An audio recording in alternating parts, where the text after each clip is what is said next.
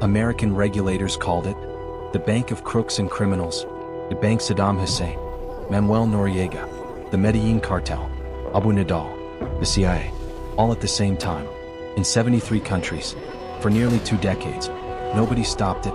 This is BCCI. American regulators called it the Bank of Crooks and Criminals, and this was not an insult. It was a description, and BCCI, the Bank of Credit and Commerce International, was at various points the banker to Saddam Hussein and Manuel Noriega and the Medellin cartel and Abu Nidal, the Palestinian terrorist, and the CIA and Pakistani intelligence and dictators and arms dealers across 3 continents, and it operated in 73 countries and held deposits from millions of ordinary customers. And it was the 7th largest private bank in the world before it was shut down simultaneously in 62 countries on a single morning in July 1991, and investigators found that the bank had been a criminal enterprise almost from its founding, that it had been built specifically to serve the financial needs of people and governments that no legitimate bank would touch. And the story of how it operated for nearly 2 decades without being stopped is one of the most extraordinary in the history of global finance. Agha Hasan Abedi was a Pakistani banker of extraordinary charm and vision who founded BCCI in 1972 with backing from the ruler of Abu Dhabi and from Bank of America, and his pitch was compelling.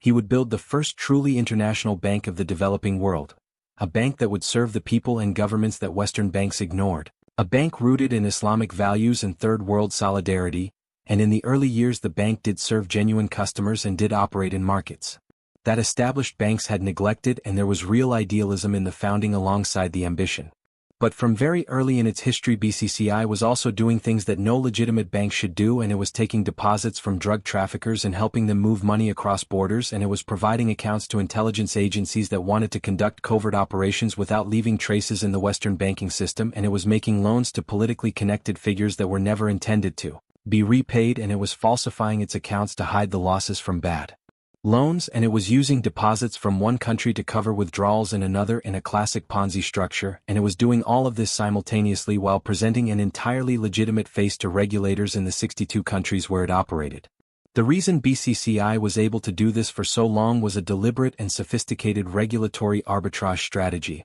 The bank was incorporated in Luxembourg and in the Cayman Islands, 2 jurisdictions with minimal oversight, and its operations were spread across dozens of countries, with each national regulator seeing only a small piece of the overall picture, and no single regulator had the authority or the information to see the full picture. And the bank's auditors, Price Waterhouse in the United Kingdom and Ernst & Whitney elsewhere, were for years unable or unwilling to see through the complexity of the structure to the fraud underneath. The CIA connection was particularly remarkable, and it later emerged that American intelligence had known for years about BCCI's criminal activities, had in fact used the bank itself for covert operations in Afghanistan and elsewhere, and had declined to share this information with law enforcement agencies, and this information sharing failure, which allowed a known criminal enterprise to continue operating for additional years, became one of the most controversial aspects of the BCCI story, and led to significant congressional investigations into the relationship between the intelligence community and the banking system. The investigation that eventually brought down BCCI was led primarily by Robert Morgenthau, the Manhattan District Attorney, who became convinced in the late 1980s that BCCI was engaged in systematic criminal activity, and who pursued the case with extraordinary tenacity despite resistance from federal agencies including the CIA and the Justice Department, which appeared at various points to be more interested in protecting ongoing intelligence operations than in prosecuting a criminal bank. And Morgenthau's persistence, and the investigative journalism of journalists including Jonathan Beatty and S.C. Gwynn, who wrote a landmark book about BCCI, were crucial to bringing the case to a conclusion. On July 5, 1991, regulators in the United Kingdom, the United States, Luxembourg, the Cayman Islands, and dozens of other countries simultaneously seized BCCI's assets and shut the bank down, and the coordination required to execute this simultaneous shutdown across 62 countries was itself a remarkable regulatory achievement. Because if word had leaked before the coordinated action, the bank's principals could have moved assets beyond reach before seizure, and the simultaneous nature of the shutdown was essential to its effectiveness. When investigators examined the books, the scale of the fraud was staggering. BCCI had falsified accounts to conceal losses of at least $5 billion,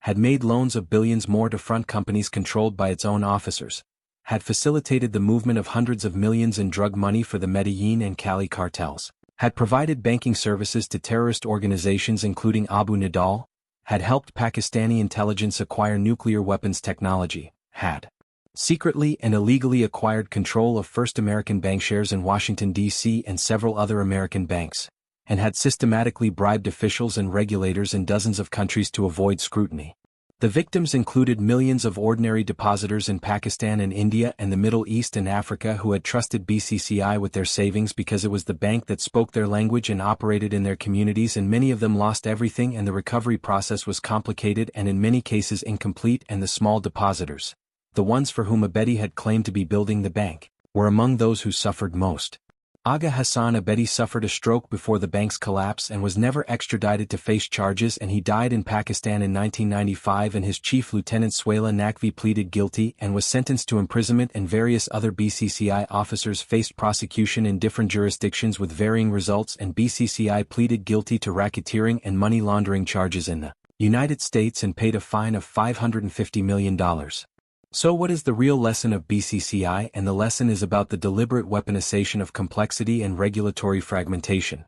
BCCI did not accidentally avoid regulation. It was specifically designed to avoid regulation. Its corporate structure, its jurisdictional spread, its relationships with intelligence agencies, and its cultivation of political connections across dozens of countries were all elements of a deliberate strategy to make itself impossible to regulate effectively, and the lesson for financial regulators, which they have still not fully absorbed, is that complexity itself can be a form of crime, that a financial structure so complex that no single regulator can see the whole is a structure that should be presumed suspect rather than presumed legitimate. That is the capital case. Subscribe to the capital case because the next case is already waiting.